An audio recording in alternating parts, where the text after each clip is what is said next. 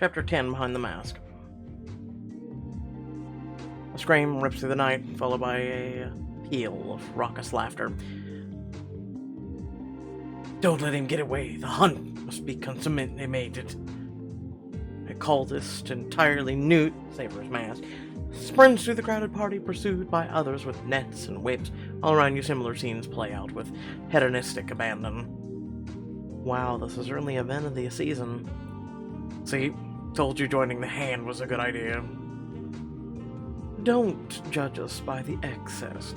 I assure you it's not usually like this. So, what's so special about tonight? Our organization has experienced some trying events recently, and we do so love our bread and circuses. She glares across the party at Vogus.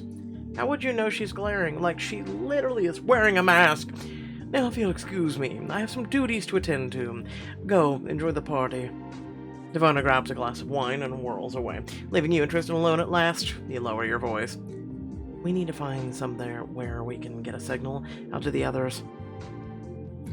The earpiece hiss in your ear, sharpens into a whine as you emerge through a set of doors and grows stronger as you descend a stairway into the grand foyer. Hello, Luke. Mafalda, Ruby, are you there? Rose, where are you? What's going on?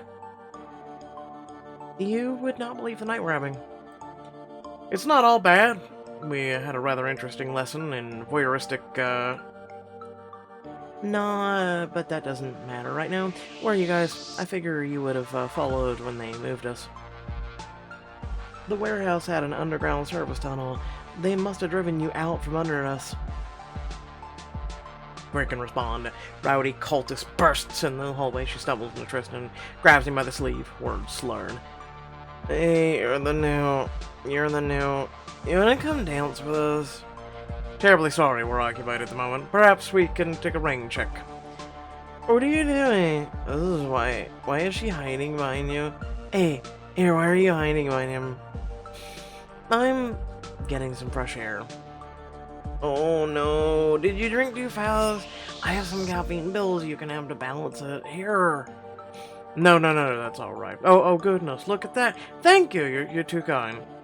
Tristan ushers the woman away and then flicks a fistful of white pills across the floor and dusts his hands. We better speed this along before someone more cogent sees us. You hold tight, okay? We're gonna get you out of there. I don't know where here is, and the exits are sealed and the windows are boarded up. Also might lose you again when we leave this position. Wait, I'm running a trace. If you drop out again, it's gonna take me a lot longer to zero in. If you stay where you are just a few minutes longer, we can find you. Let me guess, diamond choice? I think I can hold the, drug-addled cultists off a few more minutes. In the background, you hear a van engine roar to life. Oh, no, we're not doing this. Get out of the seat. I'd let you get your road rage on, but you're the only one who can find them. Now buckle your seatbelt, I'm driving. Rose, we're ready to roll. What do you say? Can you hang on a little bit longer? Diamond choice. Call for backup. Okay, but this would seriously better be fast. Now playing as Ruby. Fast is my middle name. The engine roars, wheels screeching on the pavement, as you burn rubber and explode out of the warehouse parking lot. Oh, holy hell. Hey, easy around the turns. I can't trace them if my equipment gets tossed around. So grab some duct tape and strap it down. I'm coming, Chloe. The van fishtails onto a crowded city street as you salum through the traffic. I'm assuming that's the word. Mafalda pulls out her phone and dials a number. This is Genevosi. I have a situation I could use a little help with. Luke, where am I going? Working on it. Looks like Rosa's signal is coming in from a positive longitude. We need to head west. Which way are we going now? Are the street numbers going up or down? Glance at the signs as you pass, weaving your way between the other vehicles. Up. Then we're going north. To the west, you said, right? You crank the wheel through an intersection and tear off heading west. Okay, that did it. We're on the right track. Webster, where did you learn to drive? Jersey Turnpike, baby. Rose, can you still hear me? I've got you. Why is everyone yelling? Ruby drives like a maniac. Let's talk in more directions. It's either north or south from here. Those are literally opposite directions. You think this is easy? I'm using a yak back to find a Tamagotchi on the moon over here. I need more to go off of. Chloe, is there anything you can give us? How tall are the buildings? Like, she just said boarded up windows, woman. Right now all I can see is a guy in an elephant thong hitting on Tristan. Yes, your trunk is very impressive. Why don't you show it to the flamingo over there? Like I said, they boarded up the windows, but this building can't be taller than 3 or 4 stories, if that helps. Sounds like a residential area. I was thinking the same. Nothing like that to our south. So you want to go north. Okay, I think I got it. Ruby, turn north in 200 yards. Ahead, you spot a cross street 100 yards away. An alleyway at 200 yards, and a one-way boulevard beyond that. Well, you said 200 yards. A tire screech through a hairpin turn and dart into an alley. Brickwork whips past with inches to spare. Holy crap, that was amazing. Watch the... You swerve effortlessly around a dumpster. Backseat driving. Focus on finding Chloe. Yes, ma'am. Ruby, in case we die, I just want you to know the reason I always welch when you invite me to hang is, I find you really cute and it's intimidating. That's weak. Answer my text, you coward. Also, we're not gonna die. We're gonna live! At your words, you explode up an off-ramp and burst onto a bridge. As you hit a stretch of open road, the energy in the van quiets down. Oh my god, that was nuts. That was amazing. Nice driving, Webster. Thanks. I only had my eyes closed for half of it. I'll pretend I didn't hear that. Tristan's voice crackles out of one of Luke's speakers, addressing someone you can't hear. No, she's fine. She just had a little too much to drink. Please don't worry about us. Without unbuckles her belt and scoots closer to Luke's screens. You got a lock on the signal yet? Almost. It's, looks like somewhere on the Upper East Side. But it's you. It's one of those gigantic townhouses nobody can afford. Rose, is there anything, about the house itself that might help narrow it down? I don't know. Boarded up. 3 to 4 story. Front door is pretty distinctive. It's 2-door, stone situation with columns on either side. Hang on. Let me run a quick search. Focus further north. I have a vague memory of a boarded-up building near 96th.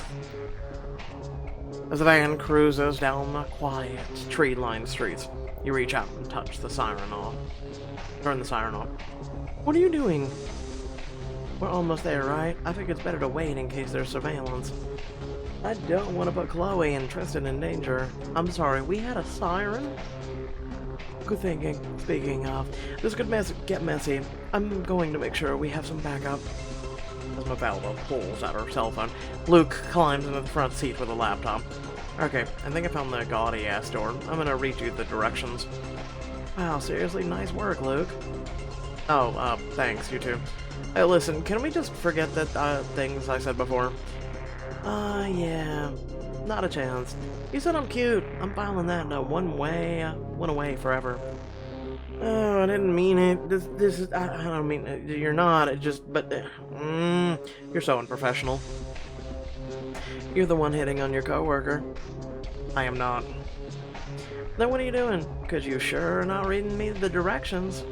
He blushes and grumbles into his laptop. A short while later, the van and a handful of unmarked police cars pull up outside a quiet, Gilded Age building. Beyond the sealed windows, the telltale sounds of a party trickle out into the night. Okay, signal solid. This is definitely it. Rose, you copy? We're in position outside your location. What's your status? now playing as Chloe. Well, you guys found us fast. We're safer now, Tristan's managing. A few feet away, a small group of cultists listens with delight as Tristan holds court. So I told him, whatever you get up into your embassy isn't my business, but at least close the curtains.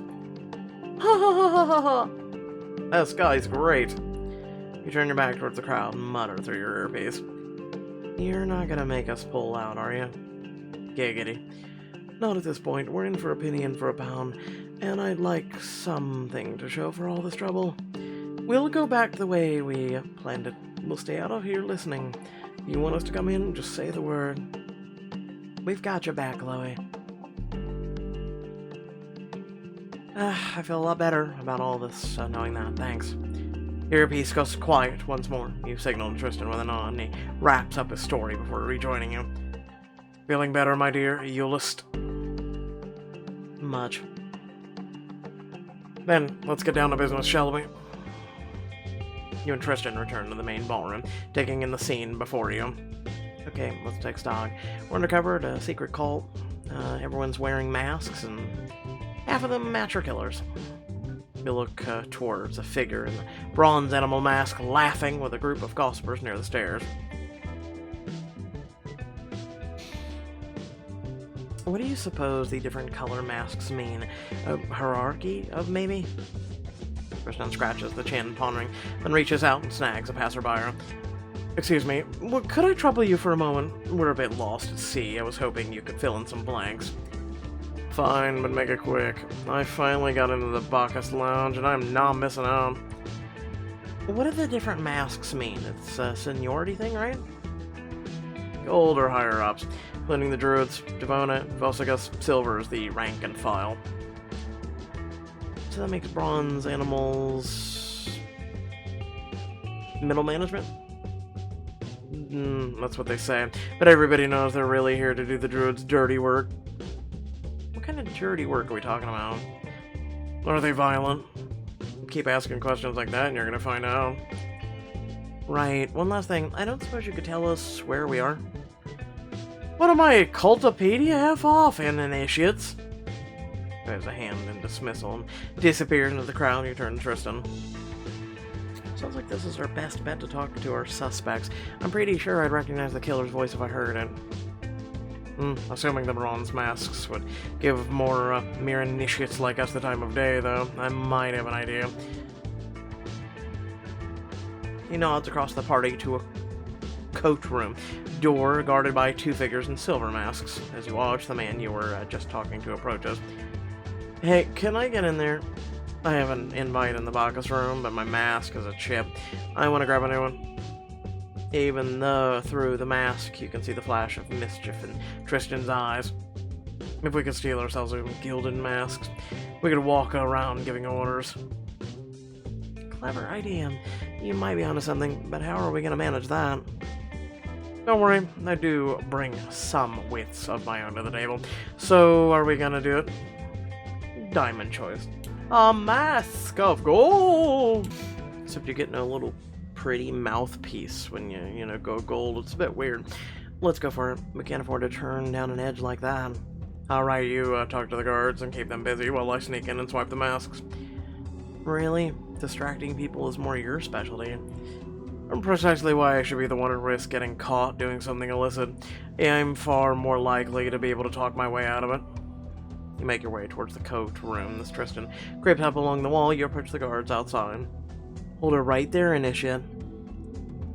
Where do you think you're going? Flirt with him. I just thought I'd stop over and say hi. You two seemed so bored over here. Oh yeah? You want to keep us company? Well, me and a few friends. You nod towards the room where the OG is happening. While the guards follow your gaze, Tristan slips through the coat room door. We've got quite a party going in there. Why not take a break and come join us? Psst, I wish. Well, it's a good thing I can make your wish come true. You step closer, running a finger along the bottom of her mask. As Tristan reemerges from the coat room, the guards laugh and gesture you away. Tempting, but Devona would kill me if she found out.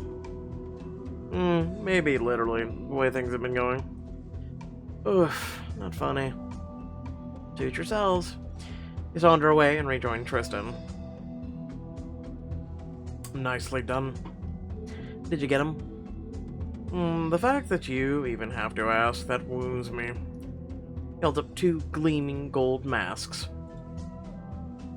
You take a look around and then duck behind a pillar and quickly change masks. How do I look? Considerably cultier. Oh, look, they even match her outfits. Margaret would be so proud. Oh, shall we take them for a spin? You look around the party and spot a figure in a silver mask, and same one you spoke to earlier. Hey, you. Huh? By the authority of Mahara, I order you to...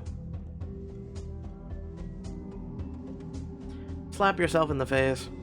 What? Why? Are you questioning a superior? No, of course not. He lifts his mask just enough to expose his cheek and cracks his palm across it. How was that? Should I do it again? No, that was excellent. Keep up the fine work. Yes, sir. Thank you, sir. You leave him beaming with pride. This is gonna be fun.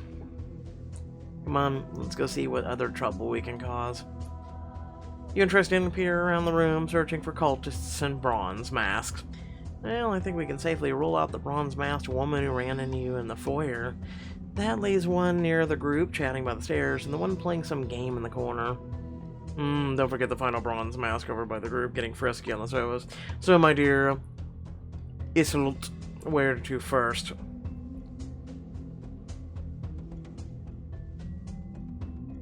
These aren't bronze masks, but okay. Let's go with the gossips. You make your way to a group of people talking by the staircase. Did you hear about what happened to the accounts payable manager with the red light? The one with the, tape? Wait, he was one of us? Holy crap. Why would they burn him like that? Why do you think he pissed off Devona? Nearby a bronze masked standing guard against a wall chuckles, but remains otherwise silent. Tristan nudges you. Not exactly talkative sort, is he? If we want to hear his voice, we'll need to draw him into the conversation somehow. Tristan steps up and clears his throat. Good evening, friends. I hope you don't mind us joining your little parlay. We're talking about another member who got burned recently. Burned? You know, when druids kick somebody out and pull the trigger on whatever they got on them. Thereby the bronze masked man clears his throat and shoots a group of warning glare. Make us gossip. Our Devona and Vosigus are, you know, together. The figure in the bronze mask taps his foot, increasingly irritated. What? Where did you hear that? Hypothetically, we might have walked in on it. No way, they can't stand each other. Hell, I buy it. The way they snipe and bicker. Especially with how on edge everyone is since, well, you know, the 2 members that died. Yeah, I heard about Sanjay and Bethany too. Alright, that's enough! The bronze mask stomps over, bursting into the gathering, but his voice is several octaves too deep to be the killer's. You have some big mouths on you, you know that. Let's go, break it up! The bronze mask glares after you as the group disperses. You and Tristan return to the party. Aren't we supposed to be like the bronze man's superior? Just saying. The game players. In the corner, you find a group of people playing some kind of game. What should I say? Oh, I know. Honeymoon. Skiing. Bellhop. Oh, that one. That one's definitely her. I know you would pick up on that. How could I forget? What's going on here? Oh, it's so fun. We mix your partner up with a few others, and you have to pick them out. But you can only use single word association. Why? He shrugs, nodding towards a bronze-masked man watching all this. That's one of Asuka's favorite lieutenants. He likes toying with people, so it's a good way to suck up. Winners get to ask him any question. Can we play? Oh, you bet you can. I'll need a few minutes to find some suitable doubles.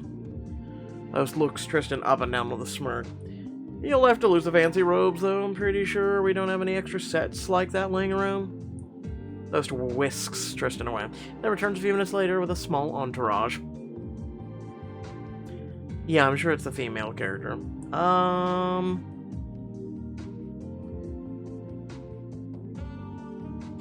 Dear God, I can barely handle one of you. Now the real fun begins. Using one single words, try to figure out which one is your partner. And no proper nouns are allowed, so don't try to be sneaky. I'll say home, base, complicated. Oh, it's the silver one. Dracovia. Wait, we can say countries? No, you can't, and no talking.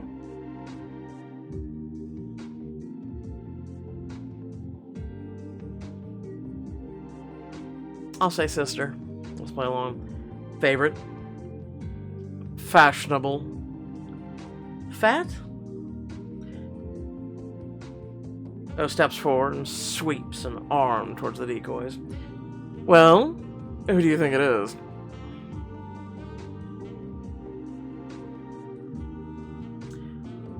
Congratulations to me for fooling you. Wait, seriously? I was positive. Honestly, you had me questioning myself there. It's like looking into a mirror. He's in Jakovia! Jakovia! Okay, whatever. Well, I'm an actor, so I'll take that as a compliment. Kristen changes back and returns a few minutes later.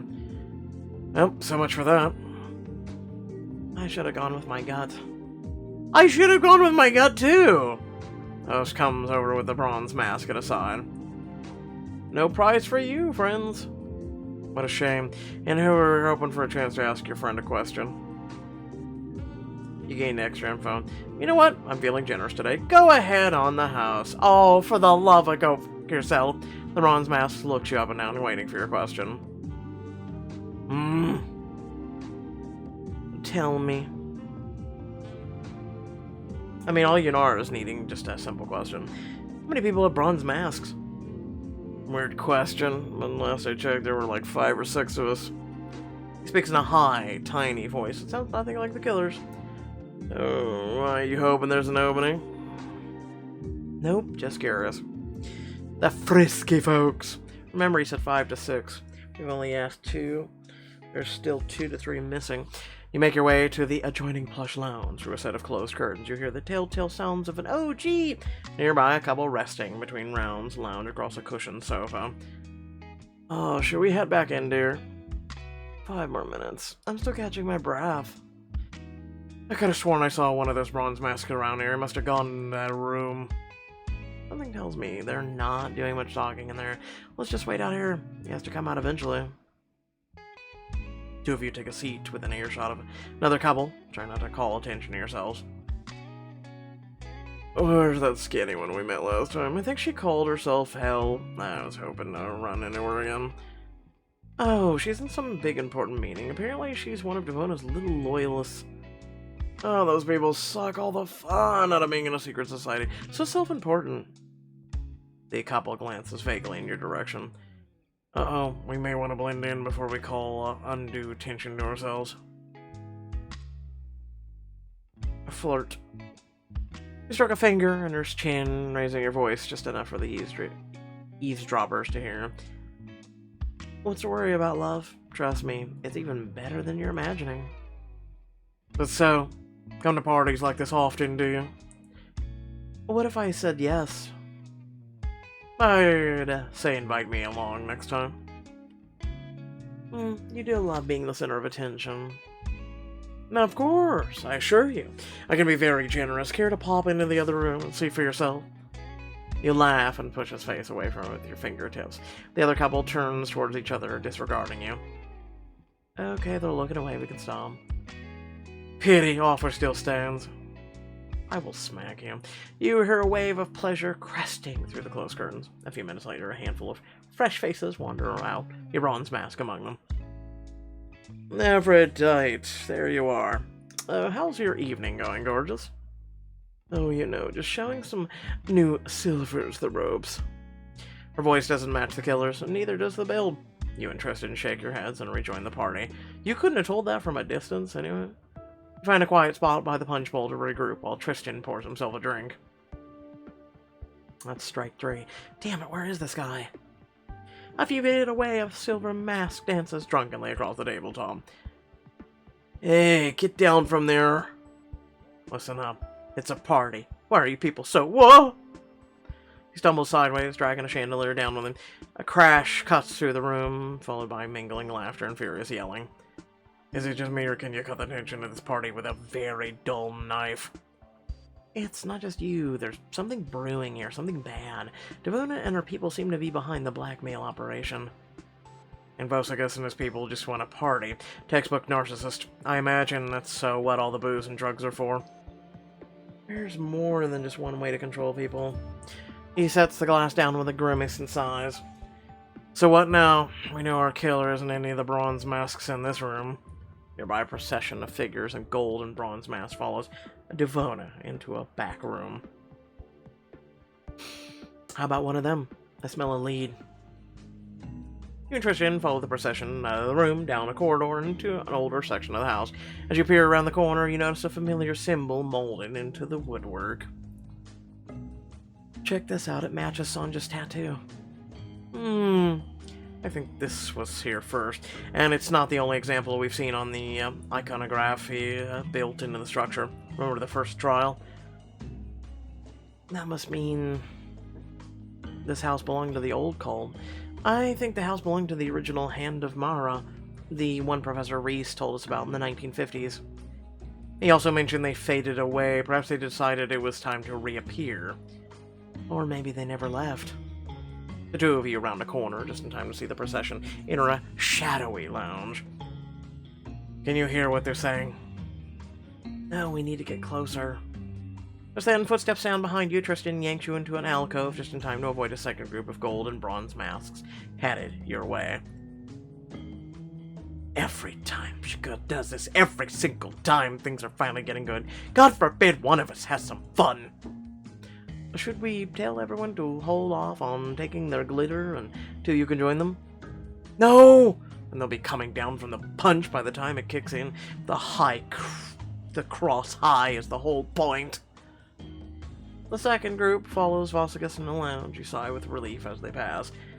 Too close for comfort. Them or us. Tristan chuckles nervously. You feel the sound reverberate in your chest and realize you're pressed up against one another. You take a step back and then turn your gaze back to the room. Through a dimly lit doorway, silhouetted figures argue in front of an old fire, the light reflecting off the frame of an old photograph. Very old. Maybe you hadn't noticed, but there's a really fun party going on outside. And maybe you haven't noticed, but we're losing control of the organization after Sonja and Bethany. People don't need to panic from us right now. You're right, they need leadership, but you want to give them drugs and OGs. We should be laying low, waiting out the police. It doesn't work that way, you know it. Your threats aren't enough to keep your people, or our people, in line. The second circus stops, they go home. Oh, I see. You're doing jello shots on some silver's stomachs for the good of the organization, just a selfless act of sacrifice. These people are as bad as high school drama club, pretty much. Did you hear what they said about MERS? They seem as confused as us. I think a member's gone rogue. Perhaps someone was pushed too far with the blackmail and got desperate. But then why not just take out the ringleaders? Why kill Sonja and Bethany? Maybe they were the ones who went rogue. Suddenly, a vase shatters inside the room. Get back here, we're not done with this yet. Oh, I know, I'm tired of tap dancing around this. I'm gonna go out there and make a speech, nip this right in the bud. You're making a big mistake. Vosicus and his followers storm out of the room, heading your way. You take a deep breath as they pass. You freeze in place, hand over your mouth, as Vosicus stops a few feet in front of you and whirls back around. You know, This is my fault, really. I should never have pulled you in on this. I knew you didn't have the stomach for it. Oh, I don't have the stomach. I really don't have the stomach. Your chest strains as the argument stretches on. You can feel Tristan's heart hammering against your chest, his body shaking with the held breath, his lips an inch away from your ear. And then finally the cultists move on. Tristan collapses against you, sighing into the crook of your neck. Ah, I have a hunch this party is about to get a whole lot messier. You peer through the meeting's room door from the outside. What are you doing? I want to get a closer look at the photo. Find out if there really is any connection between the cult and the old one. Since when are you the one proposing snooping around in others' belongings? Maybe you're rubbing off on me. Giggity. Or maybe we're already neck deep in a hedonistic cult and this is a real shot at learning something that'll help us catch this killer. I'll choose to believe the former. It is a risk, particularly since the party is beginning to trend towards the chaotic, but I'm in if you are. Sneak in and get a diamond clue. Investigate the inner sanctum.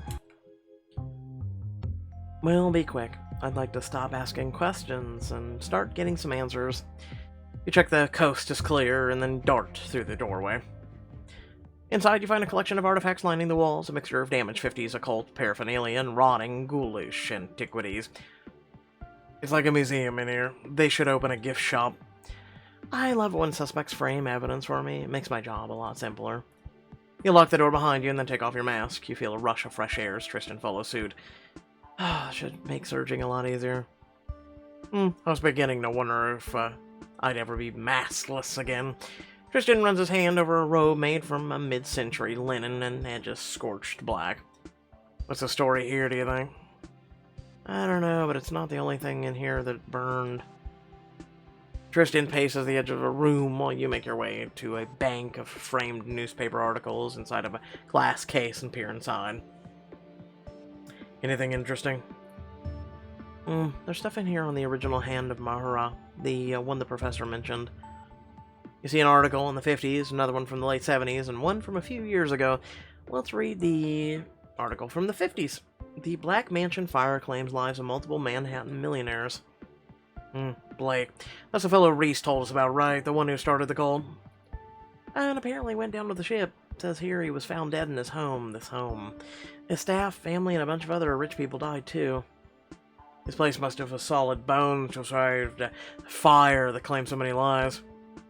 Article from the 70s. Amidst legal trouble, planned Midtown subway station scrapped. What's that got to do with anything? I'm not sure. It seemed like they wanted to tear this place down at some point, but the city got caught up in some kind of court fight? With who? The Mathis Blake Preservation Society. Never heard of it, but there's that name again. Most recent article. A 55-year legal battle closes with sale of historic mansion. I assume that means this place. Yep. Seems like the dead was bouncing around the courts for a couple decades. Finally sold a few years ago prior to a pair of private buyers. I bet I can guess just the two bickering cultists. You step back from the display, paw a case puzzling through the new information. So we've got an old cult that died in a fire, a court battle over the secret clubhouse, and our new friends wind up with it. What are you thinking? Bozagus and Devona pull up the floorboards, find some old vintage ropes, and decide to revive the style. They're not exactly true believers. I think they bought this place because of its history. After all, what better way to attract people to join a black male cult than the historic building where it all began? But you heard them. Unless one of them's an incredible actor, they've got nothing to do with the murders. Why would they kill their own members? Maybe their blackmail wasn't working on Sanjay and Bethany. Could be a case of striking first. Or perhaps someone in the cult is a true believer. Oh, it's all guesses at this point.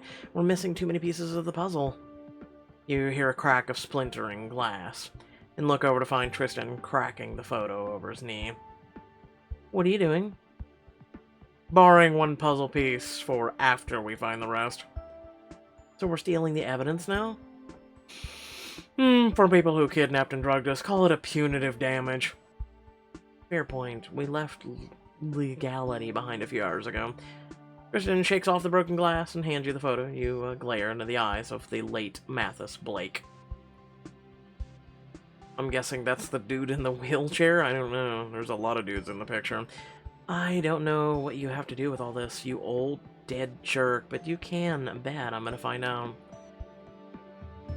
Boom, boom, boom, boom, boom, boom, boom.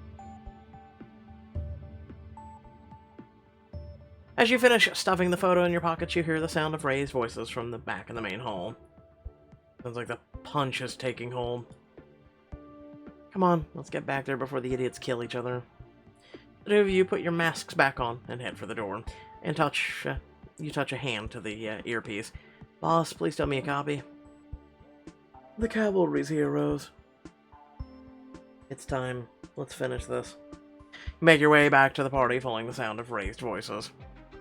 In the ballroom, Vosicus and Devona shout at each other, and the rest of the cultists from above demanding their attention. Everyone settle down, listen up, please, hey! Your druid is speaking. The cultists begin to trickle out from the back rooms in varying states of undress. Grumbling discontentedly, Vosicus clears his throat and speaks again, adopting a grandiose register. It's time we address the rumors fouling the sacred hall. As some of you know, 2 members were tragically taken from us. Which one of us is next? He's right. Why are we even holding this stupid party? The killer could be here right now. This is spiraling rapidly. Calm the crowd. Hey, everyone needs to simmer down. Go to hell! I'm sick of you people ordering me around like we're in the same stupid frat. I didn't sign up for this crap. Silence! Our business goes on as usual, do you hear me? Nothing changes. I know I have been a gentler father until now, but I hope I don't need to remind you of the power we hold over each and every one of... A wine glass sails through the air and explodes against the railing. Vosicus shrinks back to surprise as a rude cultist from earlier climbs onto a table. Screw you, man. I joined this club to be somebody, not get threatened and murdered. I'm done. Raise your hand if you're sick of these a-holes. Who said that? Identify yourself! The guy literally standing on top of a table. The figure whips off his mask and robe and takes a knife off the table. Chet Masters, in case you can't see from all the way up here, and I want out. Chet? Really? He jumps off the table and charges up the staircase. Someone restrain him. Look out. But before you can move to intervene, Chet reaches the top of the stairs and thrusts the knife into Vosicus' shoulder. Ah! Chet stumbles backwards as surprised as everyone else. The crowd freezes, momentarily stunned, and then breaks into roars of drunken frenzy. Hell yeah, it's about time! I'm tired of their lies. Rip their masks off! Screw that, I'm gonna claw out their eyes. Oh no. The crowd charges the stairs, baying for their leader's blood. A few bronze masks rush in front of Devona and Vosicus, trying to keep the masses at bay. I hate to say this, but we have to protect those 2 idiots in charge. They're our best lead. You touch a hand to your earpiece as fighting erupts on the staircase. Boss, where are you? The cops are almost ready to breach. Just hold on a little longer. Hey, you 2 druids. In the corner, Vosicus and Devona look your way. Unless your kink involves guillotines, I suggest you come with us. Why the hell would we trust you? At least they're not actively attempting murder. Let's go. You and Tristan grab the druids and take off towards the hallway. But a cultist bars your path, wielding a broken champagne bottle. I want my life back! Pull the rug. The cultist yelps as you stoop and rip the carpet from underneath her feet. She staggers backwards and pitches through the table with a crash. Nicely done. I like to think on my feet. Will you 2 stop flirting and get me out of here? This way, there's a panic room in the basement. You follow Devona through a series of winding passages, and soon you find yourselves in the drawing rooms downstairs. You race towards the basement stairs, but before you can reach them, a crowd of cultists blocks your path. You brought this on yourselves. You turn to head back the way you came, but a second group cuts off your escape. Vosicus and Devona shrink into a corner as you and Tristan fall back to back. Looks like this is time to dance. 3 cultists converge on Tristan with serving forks and other cutlery. He ducks a stab from one, grabs a second one from behind, and shoves her into the third.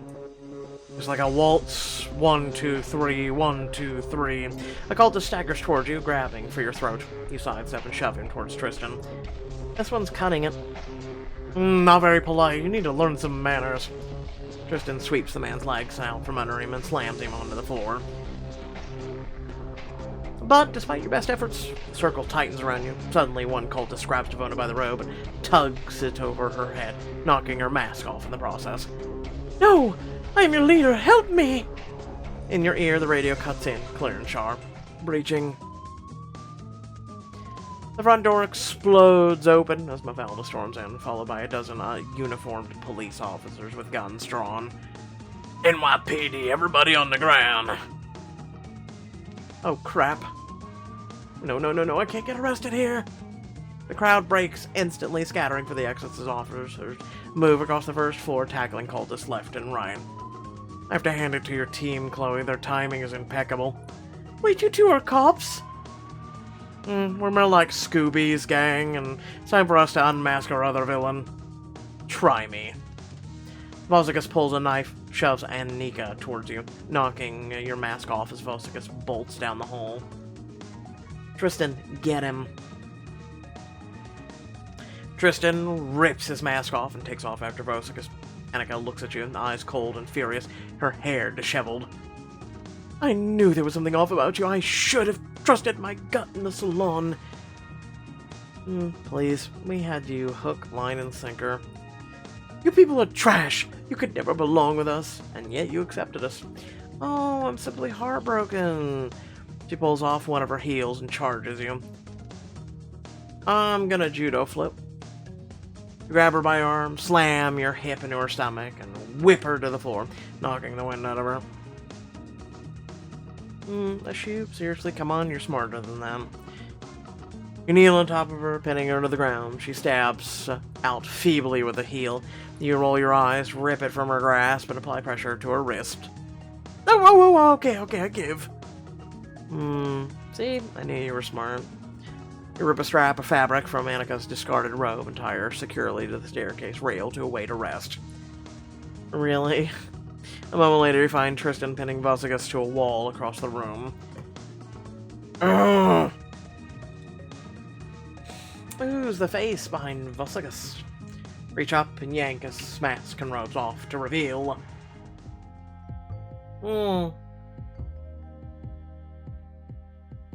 Nick Bastion. Why am I not surprised? Tristan looks aghast beside him. His shock turns to anger as he flips Nick over and throttles him face to face.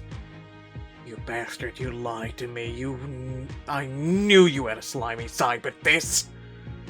You weren't exactly forthcoming either, Tristan. Did you kill her?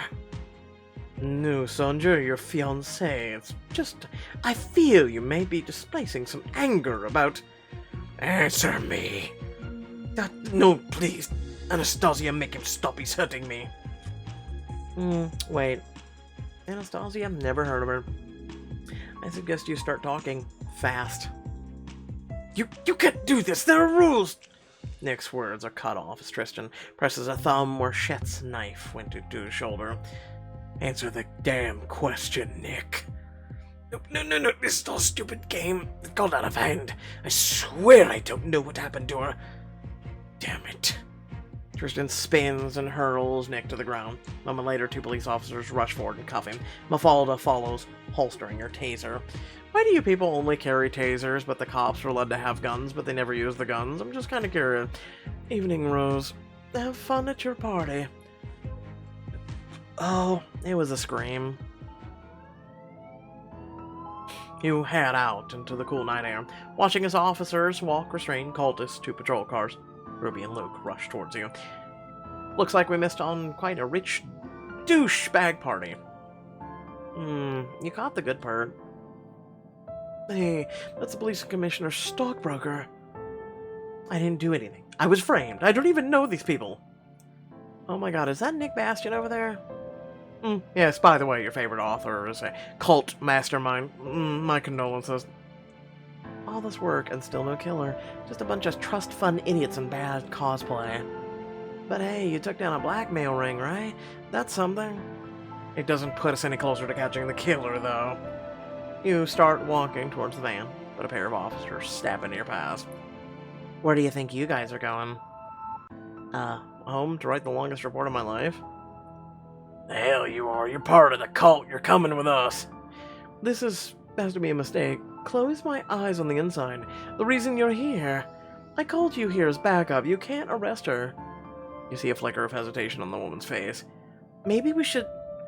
You're not on the force anymore, Genovese, so shut it unless you want to join her. Mafalda. Don't worry, Chloe. We'll get you out quickly, I promise. Chloe Rose, you're under arrest on suspicion of blackmail, narcotics possession, and murder. It's a lengthy bullshit list of catching someone outside. By the way, she is outside, uncuffed, by the vehicle, has no mask on, and was not caught red-handed by you. Like, any lawyer worth a grain of, like, IQ above 2 would get this one off. Without further ado, thanks for watching. Please remember to like, share, and subscribe. Head to the description below, links to social media, Discord, and if you'd like to support me and my content. Without further ado. So, this is where they left a hiatus, huh? It's no wonder this book has been on hiatus for so bloody long. Because they can't figure out how to do it. They can't figure out on where to go from here. They can't figure it out like Most Wanted, where to go to next. And it's really sad, because 5 years ago, I gave people a continuation where Most Wanted 2 could pick up, and it would be an incredible story. And a lot of the fandom thought it was a great idea. However, Pixelberry decided to just completely ignore it, and continued to bait all of you along to say, hey, Most Wanted, it's coming. You know, Most Wanted 2, it's gonna come, guys, don't worry. And then finally, in the last year, they're like, nah, Most Wanted 2 is not coming out. And it's really sad. It's really sad because, again, the idea and the sales pitch that I had for Most Wanted 2 was really great. It really was. And weirdly and ironically enough, it followed along the very lines of Crimes of Passion, because it was about a cult. It was about, you know, all that whole, you know, story and the whole 9 yards. And then the two partners that played coy with one another kind of flirted, meant things to one another, but never truly followed through. This literally, in all intents and purposes, could be a Most Wanted 2, but instead of just continuing on, they just decided to name this a new book, give us new people, and just continue on with a very sloppy written plot and everything else. Because now, it's just what we have now, right? Like, there's no suspense here. It feels like a very lack of writing potential. It feels like the writers were like, oh shit, we've got to this point. We wrapped up, like, something interesting, something good, like one episode of Law and Order, but then it's like, oh shit, now how do we connect this? Where did the other 2 to 3 masked people go? What are they doing? How do they have some connection to Blake? You know, who, what, when, where, and why? And they have no idea. Like, they never even thought this far out. And that's what I feel is up with this book. So, again, as a person who used to write quite a bit and continues to put my creativeness of writing potential to use, yeah, no, they failed. They failed on this. And it's sad because I'll just leave with this. There are so many of you that literally have come to me and said, dude, I don't even care about choices anymore. Like, I watch your videos, you keep me entertained and everything else, but I've uninstalled the app long ago. Like, you cover everything else and there's no point to even having the app anymore. And, like, that is the sentiment for a lot of people that I know of. There's a lot of people who have just tapped out. They do not care about opening the Choices app anymore. Like, they've suggested tons of apps to me to go to, and, you know, I'm really starting to question it myself, because think of it this way. The only way you guys get content now is if I pay $15 a month to put out the content. And I have no, you know, every day when Choices released a new chapter, a new book, I was so happy and so excited to cover it. And just after doing this for 5 years, I'm just depleted. I'm like, the creativity was once at a grandiose scheme, and then it went quickly to garbage. And I don't know, I could continue ranting, but I'm not. Just, you guys know what to do. Thanks for watching. Peace out.